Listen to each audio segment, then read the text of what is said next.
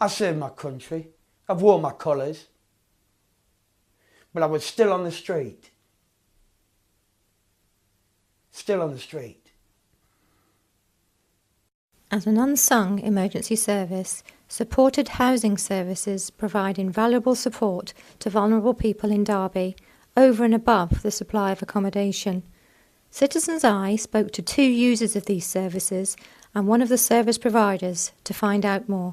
We provide a number of services in the city. We provide services to people facing homelessness, to people with histories of offending and to people with drug and alcohol issues, as well as mental health problems.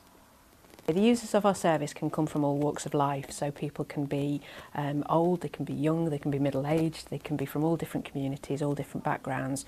We support people who've been in work and lost their jobs through no fault of their own. We support people who've come out of care. We support people who've had long chaotic histories and real poverty and difficulty in their earlier lives. But it's a real wide spectrum of people that we can support.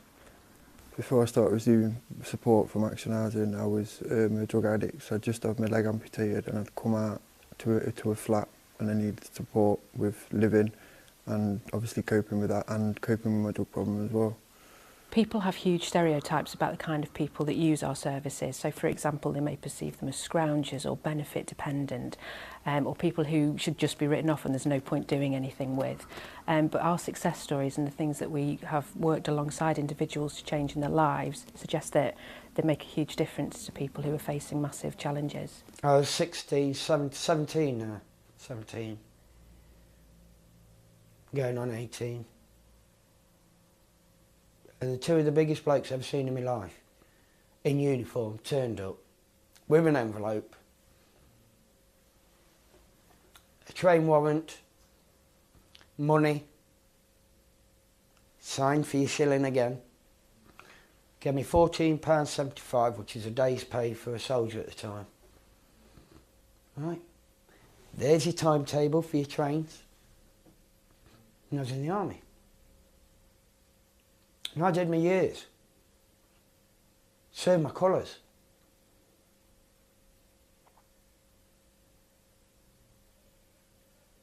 When I came out, it was like, it was classed as institutionalised, whereas I always controlled myself, even looked after the family. And I had problems. Real problems. You wouldn't want to know the problems I had. That is why I'm on disability. Because of what's gone off up here. I've worked around the country, most of Europe, the Americas, and it was time to come back. And I've moved on. I've worked on the railway, I've worked on the water board, built up a lot of qualifications, and for certain reasons I stopped. And then all of a sudden, something goes wrong. Something goes wrong. Relationships, talking to people, you climb in a shell. You climb in that shell again, and then you can't peck your way out. And until you see a way out, which that housing options does, gives me. Because when I went to see them, I was wearing 3 coats, 2 pairs of trousers, boots, and it was only because of my doctor that sent me to ADS. It was only when I went there, started the ball rolling. And then ADS passed me on to Action Housing. It took me off the street. Gave me my big shell, if that sounds daft. I don't have to peck my way out. I can use a key. You know? At the moment, we're providing around £700,000 worth of support to people in the city, and by Grant Shap's own figures, that's probably worth around 2.1 million in terms of saving costs elsewhere in the system. So those services particularly focus on things like preventing admissions to hospital, preventing homelessness, improving people's access to services which stop them getting into crisis, helping people make the most of their money and budget effectively, all those kind of things which make a real difference to individuals and to the communities they live in. It gave me confidence back. It gave me a reason to live, you know, just, if you'd seen me 2 years ago, I had a beard down here, hair down here, walking around with 3 coats, 2 plastic bags and wearing 2 pairs of trousers. They gave me my space and then I built on it.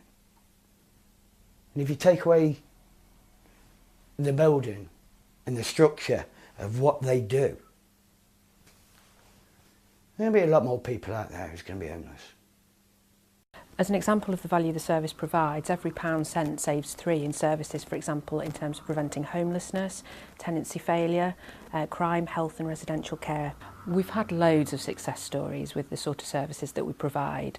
For example, we've worked with people who've had prolific offending histories and have stopped offending. We've had people who've had 20 or 30 years worth of chronic substance dependency in their lives and are completely clean. We've helped people who've wanted to set up their own businesses or secure work. We've helped people who haven't been drug-free for more than 3 or 4 days in their lifetimes. So we cover the sort of things that we help people with are pretty major. They do the hard work. I have to say that it's about their making their own choices and engaging with the services on offer. But the sort of successes we have can be profound and huge, really. Somebody who's been offending and been using drugs for 20 years, becoming clean and living a crime-free life is a huge, huge achievement for them. The value for the service has to vulnerable people in Derby is a lot, because it helped me a lot, and I think it'd help a lot of other people. There'd be a lot more people that need it if it weren't there. A lot more people that will be vulnerable, as in homeless people, drug users. The proposed budget cuts will have a huge impact on our service users and really reduce their options. They'll be able to access statutory services, so for example homelessness or health services, but those services themselves are already under massive pressure and their own budget cuts, so services are restricted. At the end of the day, if I have problems, it's one phone call and there's somebody here within 15 minutes. When we sum up, that is it. My phone is my lifeline to them, and that is what they do. Give me that lifeline. Our kind of service joins up the dots for people and helps them to make changes in their lives, and those things will disappear over the next few months in Derby as services are withdrawn. In addition, we're also facing at the moment the welfare benefit changes that are coming in April, which are the most complex and far-reaching changes that the benefit system's seen for years. People will start to slip through the cracks. Homelessness will go up, they will get into debt, they will revert to substance misuse, they will engage in criminal activity, and their options are going to be increasingly limited with fewer people out there to help and support them when they want to make changes. We support other essential services in the city in a range of different ways. So, for example, we can help people get into those services, but we also prevent people accessing them in a state of crisis, which therefore means that the interventions other services offer are more likely to succeed as well.